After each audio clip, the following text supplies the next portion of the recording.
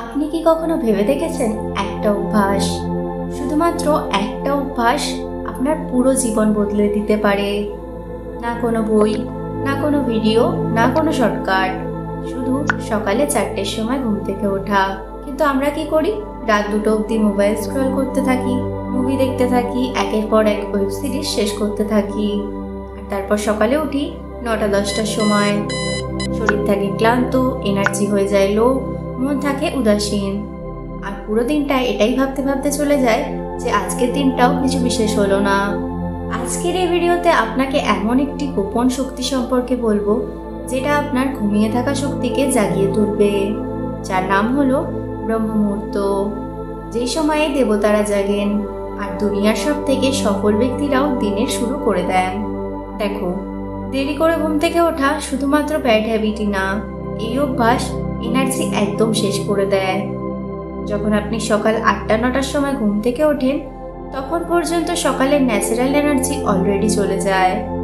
আপনার ব্রেনের কোনো কিছু ক্রিয়েটিভ করার ক্ষমতা অনেক কমে যায়।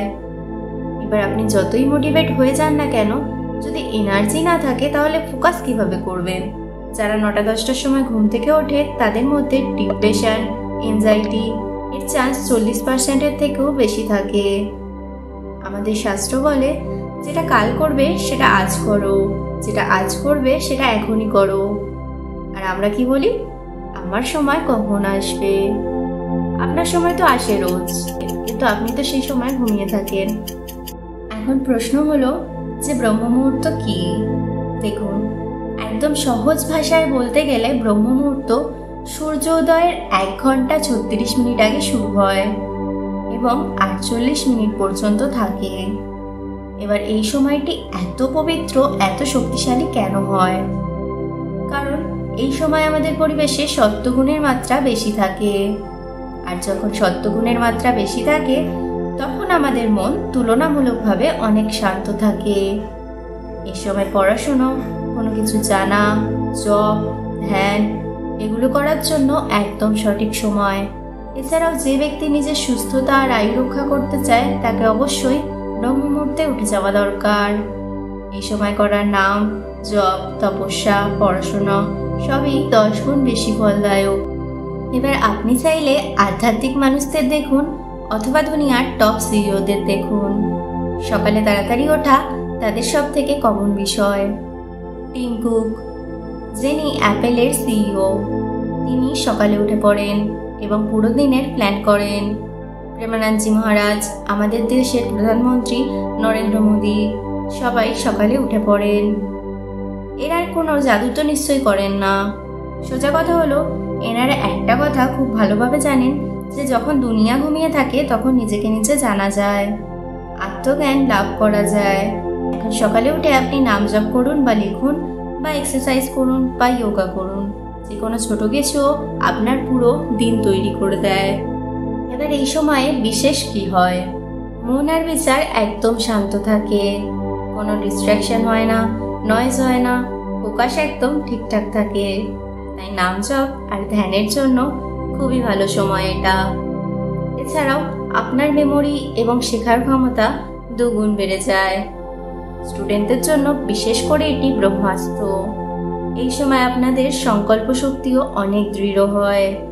যখন দিনের শুরুটা আপনি দৃঢ় সংকল্পের সাথে শুরু করেন, তখন আপনার কনফিডেন্স লেভেলও অনেকটা বেশি হয়, ডিসিপ্লিনও অনেক ইমপ্রুভ হয়। কিন্তু প্রশ্ন হলো, কি করে উঠবো 4টের সময়? এটা এত কঠিন কেন মনে হয়?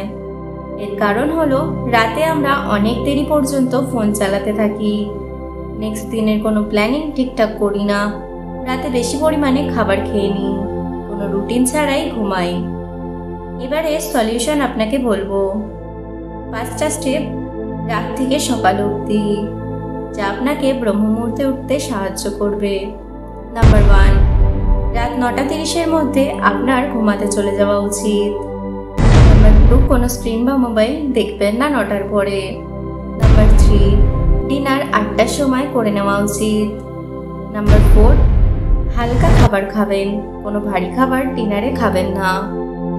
নাম্বার 5, অ্যালার্ম লাগিয়ে ফোনটা হাত থেকে দূরে রাখবেন, যাতে বারবার অফ না করতে পারেন। এবার যখনই আপনি উঠে পড়েন সকাল 4টের সময়, আপনি প্রথম 20-30 মিনিট ওয়ার্কআউট করুন।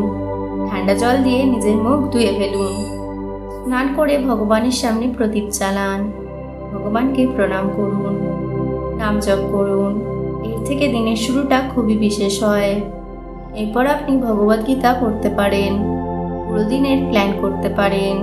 এই সময় ঘুম থেকে ওঠা দিনের একদম শক্তিশালী শুরু। মহাভারতে শ্রীকৃষ্ণ অর্জুনকে বলেছিলেন, তুমি ওঠো, সংকল্প করো এবং কার্য করো। মানে ব্রহ্ম মুহূর্তে ওঠা একটি বিশাল বড় কাজ। যখন পুরো দুনিয়া ঘুমায় তখন তুমি নিজেকে নিজের স্বার্থে এবং ভগবানের সাথে এক করতে পারো। সেই এনার্জি, সেই শক্তি ফিল করতে পারো। পুরো দিনটা বাঁচার মতো বাঁচতে পারো। তাহলে কাল সকাল 4টের সময় অবশ্যই উঠে পড়ুন আর সফলতা প্রাপ্ত করুন।